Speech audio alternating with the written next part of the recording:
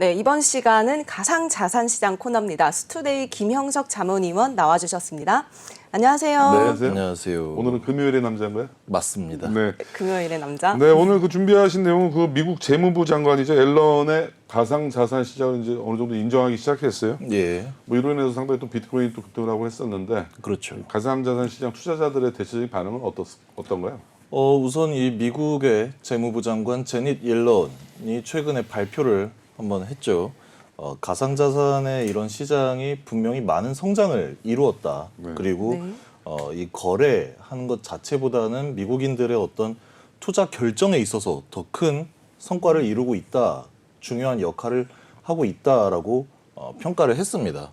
이 자체가 최근에 또 발표된 발표라고 해야 될지 또 사전에 유출이라고 해야 될지 이 바이든 행정명령과 관련해서 비트코인이 점차 국제적인 이런 어떤 인정된 통화로 인정되는 게 아니냐.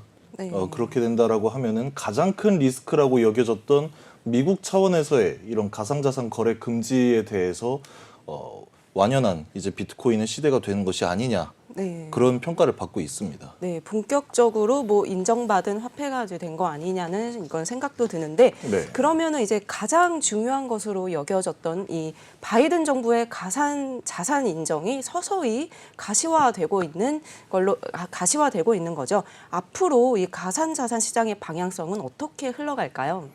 우선 기본적으로 이 가상자산 관련해서는 지난 정권인 트럼프 정부에서 상당히 좀 미온적인 반응을 보인 바가 있어요. 특히 미온적이다라고 할 뿐만 아니라 트럼프는 오히려 이 가상자산, 특히 비트코인의 성장세를 굉장히 부정적으로 바라보고 있지 않았냐.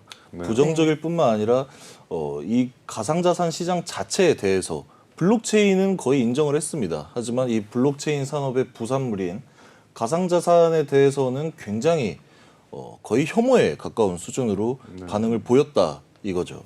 하지만 이제 조 바이든 미국 대통령이 새로이 당선되고 또 잇따른 행정명령을 발표를 하게 되면서 점차 이러한 리스크도 많이 사라지고 있는 추세입니다. 오히려 이 가상자산을 인정을 함으로써 세금을 확보를 하겠다. 그리고 그 세금이 확보된 규모가 약 50억 달러 규모의 세금이 확보될 것이다라고 또 이틀 전에 발표를 했습니다. 이러한 점으로 좀 미루어 볼 때 본격적으로 정말 이 미국발로 시작되는 가상자산에 새로운 불장이 열리는 것이 아닌가라는 그런 평가가 이어지고 있습니다. 결국 시장을 양성화시키고 제도화시켜서 많은 세수 확보 그게 목적이겠네요. 맞습니다. 그렇다면 그 앨런이 말하는 가상자산에 대한 회의감 이게 어떤 얘기죠 이게? 우선 제닛 옐런 미국 재무장관 같은 경우에 이 가상자산이 이루어지고 있는 그런 어떤 폭발적인 성장세라든지 미국인들의 어떤 새로운 투자 경험 이런 부분에 대해서는 굉장히 긍정적으로 바라보고 있습니다. 하지만 아직까지도 해결이 안 되고 있는 어떤 그런 가상자산을 통한 뭐 해킹이라든지 아니면 네. 마약의 거래라든지 이렇게 부정적으로 활용이 되고 있는 방안에 대해서는 아직까지도 약간 좀 회의감이 든다. 네. 이것을 어쩔 수 없는 이 시대적 흐름으로 인해서 가상자산 자체를 인정을 하긴 해야겠지만 네. 반대로 이게 부정적으로 쓰여지고 있는 부분에 대해서는 반드시 어떤 조치가 필요하다. 네. 그런 점에 있어서 이 미국 차원에서도 정부 차원에서 가상자산에 대한 어떤 그 규제, 네. 그 제도화를 통해서 이걸 양지로 이끌어 올리겠다라는 것으로 보이고 있습니다. 네, 그러면 뭐 아직은 뭐 뚜렷한 해결 방안이나 이런 해결 방안이 나온 상황은 아직은 아닌가요? 사실은 이 어쨌든 이 비트코인이라든지 알트코인 이런 모든 가상자산 같은 경우에는 기본적으로 화폐입니다. 화폐 같은 경우에는 사람들이 많이 사용을 해야 되고 이 사용을 하는 데 있어서 화폐 자체가 어떤 하나의 유기체로서 활동이 돼야 하기 때문에 이 부분에 대해서 정부 차원에서 강제로 또 이렇게 뭐 제동을 걸거나 거래를 하지 못하게 할 수는 없어요. 그렇게 한다 하더라도 사람들은 어떻게 해서든지 이 코인을 가상자산을 거래할 방법을 찾아냅니다. 하지만 이제는 시장에서 좀 나서서 그 자정 활동을 해야겠죠. 뭐 시장의 흐름에 맡긴다는 건가요? 아니면 뭐 이렇게 어떤 해결 방법을 찾아야 됐다 이런 의미인가요? 제 개인적인 판단으로는 어디까지나 개인적이지만 이 가상자산을 포함해서 그 어떤 통화라도 우선 시장에 맡기는 것이 가장 중요하다. 라고 생각을 하고 있습니다. 다만 거기에서 이 화폐 자체가 굉장히 범죄에 악용이 된다. 이런 것 또한 어떻게 보면은 정말 극단적으로 본다라고 하면은 화폐의 기능이라고도 할 수 있겠지만 필요한 부분에 있어서는 제동을 걸어야죠. 네. 근데 이 해당 발표 이후에 비트코인의 시세가 단기적으로 5%가량이 상승했습니다. 발표에 따른 이러한 시세 변동이 좀 이게 당황스럽기도 하고 어떻게 좀 받아들이면 좋을까라는 생각이 드는데 여기에 대해서는 어떻게 보시죠? 이 가상자산이 뭐 누군가의 발표에 따라서 최근에 조 바이든의 행정명령뿐만 아니라 작년 같은 경우에 앨런 머스크가 비트코인 관련해서 발언을 많이 했어요. 이럴 때마다 이 비트코인의 가격이 굉장히 등락을 심하게 보이고 있었어요. 하지만 이게 부정적으로 보이는 이유는 가장 큰 이유는 역시나 이것이 가상자산이기 때문에 네. 비트코인이기 때문입니다. 네. 실체가 없기 때문이라는 걸로 봐도 되나요? 실체가 없다라기보다는 이 비트코인뿐만 아니라 그 어떤 이 주식시장에서도 누군가의 말 한마디에 특히 이런 어떤 미국의 정치권으로부터의 말 한마디에도 얼마든지 등락이 결정이 되거든요. 네. 다만 이걸 사람들이 굉장히 좀 불편해하고 익숙해하지 않는 이유는 어디까지나 이게 아직 비트코인이기 때문이다. 네. 시장에 출연한 지 얼마 안 된 산업이기 때문이다. 라고 판단을 할 수가 있겠습니다.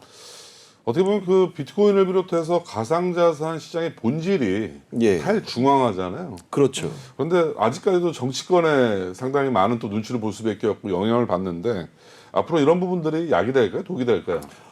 사실 이 가상자산이 처음 출연을 하면서 사람들에게 가장 각광을 받았던 이유가 네. 이 가상자산은 탈중앙화를 추구한다. 그리고 국경이 없는 자유로운 빠른 송금, 입금과 출금을 지원을 한다라는 내용입니다. 하지만 어쨌든 이 가상자산이 본격적으로 이 국제사회에서 화폐로 통용이 되고 실제 사람들의 삶을 윤택하게 해주고 이런 거래 수단으로 활용이 되기 위해서는 정말 어쩔 수 없는 최소한의 어떤 규제는 필요하다. 네. 탈중앙화를 꿈꿨지만 이게 실제로 많은 사람들이 이용을 하고 사실 이 전 세계가 폭발적으로 지금 가상자산에 굉장히 관심을 보이고 있고 투자를 하고 심지어 이 국가적 차원에서도 투자를 해요. 네.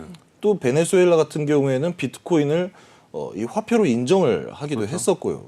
이런 부분에서 봤을 때 아무리 초기 단계에서의 그런 어떤 컨셉이 굉장히 획기적이었다 하더라도 안 맞으면 변경을 하면 되는 겁니다. 네. 무조건 처음에 이 생각을 했던 길로만 갈 필요는 없다라는 것이죠.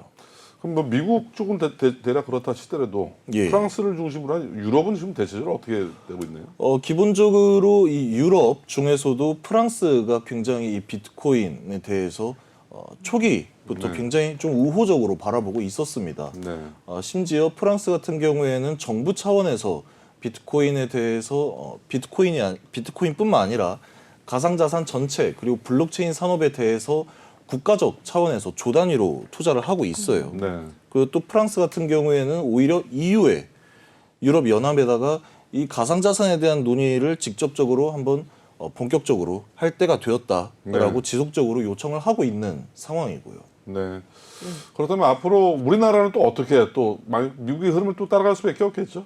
그렇죠. 네. 미국 같은 경우에 지금 이 가상자산 시장의 최대 악재라고 평가가 되었던 미국발 어떤 규제화, 제도권 이런 리스크들이 상당히 많은 부분이 해소가 되면서 특히 우리나라에도 최근 가장 큰 이슈가 있었죠. 네. 대통령 선거를 통해서 윤석열 후보가 당선이 되면서 이 윤석열 후보가 또 이 가상자산의 ICO에 네. 대한 규제를 많이 풀어주겠다라고 약속을 한 바 있습니다.